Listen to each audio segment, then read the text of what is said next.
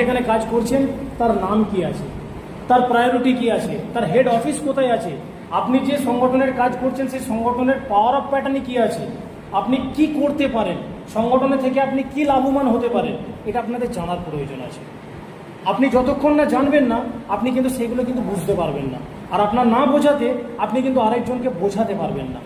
কথায় আছে না, একের লাঠি 10-এর বোঝা।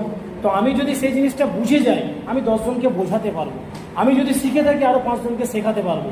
আপনারা যে কজনে আছেন এখানে, আপনারা প্রত্যেকেই ড্রাইভারের জায়গায় দাঁড়িয়ে আপনাদের হাত দিয়ে কতজন কিন্তু ড্রাইভার তৈরি হয়েছে। তাহলে আপনি শিখিয়েছেন বলে তো উনি শিখেছে, তা না হলে তো শিখতে পারবে না।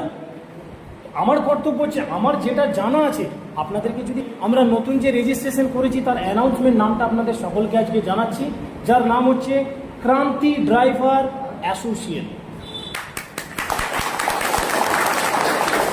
ক্রান্তি ড্রাইভার অ্যাসোসিয়েশনের নাম অঙ্কন হয়ে গেছে, তার সমস্ত পেপার এখানে চলে এসেছে, তার প্যান কার্ড এখানে চলে এসেছে, তার টোটাল বাইলো আমার হাতে রাখা আছে। এভরিওয়ান যিনি চাইবেন তিনি দেখতে পাবেন।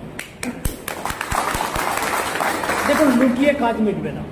আপনি অনলাইনে চলে যান, অনলাইনে সার্চ করুন ক্রান্তি ড্রাইভার ওয়েলফেয়ার অ্যাসোসিয়েশন নাম দিয়ে, আপনি পুরো ডিটেলস দেখতে পাবেন।